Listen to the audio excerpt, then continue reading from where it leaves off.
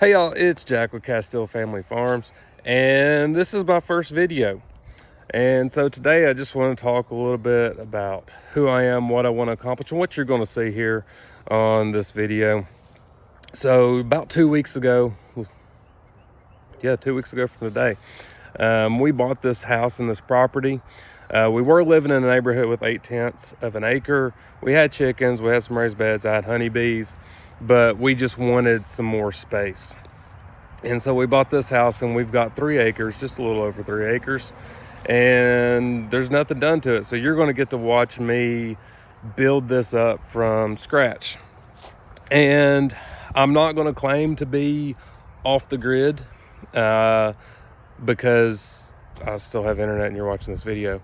I'm also not going to claim to be 100% self-sufficient or anything like that. I don't have running water on or a natural water source on the property.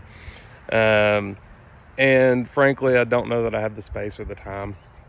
I've got 2 kids, both of them in multiple sports. My wife and I both work full-time jobs. And so there's just not time for me to put a bunch of time into gardening and all that. But what I do think is possible is that you can produce a lot of things that you consume, and can be very well on your way to self-sufficient. And so, you know, if you're someone who's like, I don't have the time or I don't have the space, you do. And that's kind of what I'm going to be here to show you, and, you know, hope you can follow along. So today I'm just going to take you around the property, show you my plans and my visions, which I'm sure will change as I go to do stuff and it just doesn't quite work out. So here's our property. This is the backyard right here. And you'll notice I've got a bunch of these big mature oak trees. About half the property is wooded, and these big mature oak trees are scattered throughout the property.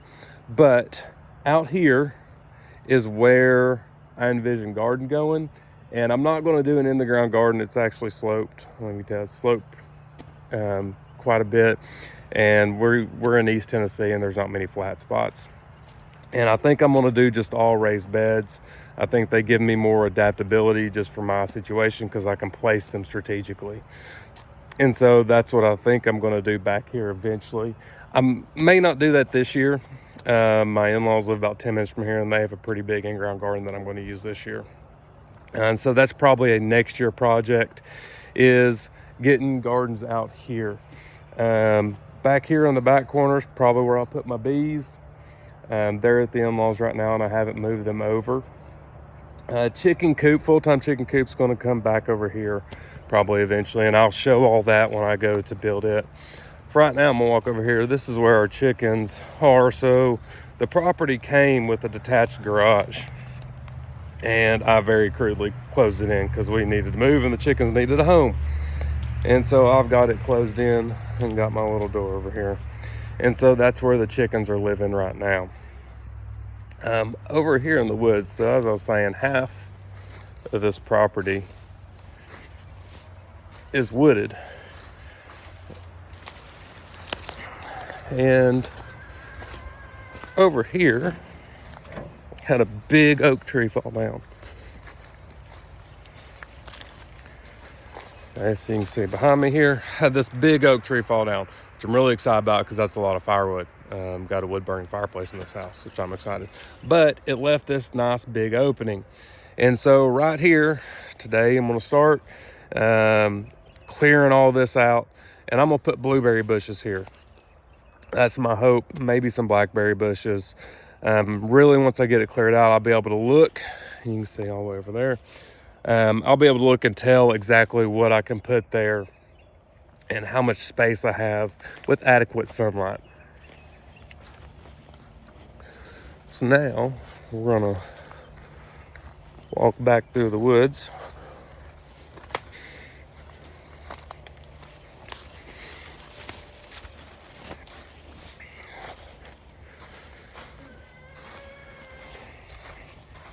All right, now we're going to go back up here to the front yard. So again, there's that space way over there, blueberry bushes, and we'll clear a little walkway through here. And so we'll be able to get over to our bushes, and may put some blackberries over there, maybe some black raspberries. I've got all my plants ordered. They should be here in a couple weeks, so I've got a little bit of time to get stuff cleared out. So this is the front yard, and this is where my orchard's going to be. I've got a lot more space. I'm going to get a lot more sun. This is south this way, so they're going to get a lot of good sun up here. And so orchard's going to go up here. You can see I've already cut down some trees. There's some more little trees that I'm going to cut down, and I'm going to replace those with fruit trees. Right now I'm just doing pear and plum. I'm going to eventually probably do some apple and maybe even throw in some peach. Up here by the road, I'm going to go where that brush is. It's all going to get cleared out, and that's where I'm going to put my main raspberry bushes. I've got a couple different varieties, and I'm going to show you this whole process. I'm going to talk about the different varieties of plants that I've chosen and why I chose them. A lot of it had to do with pollination. And so I don't claim to be an expert. I did do a lot of reading and research, but I really encourage you to go do your own and don't fully trust me. So anyways, this is my first video. That's kind of my plans for the property right now.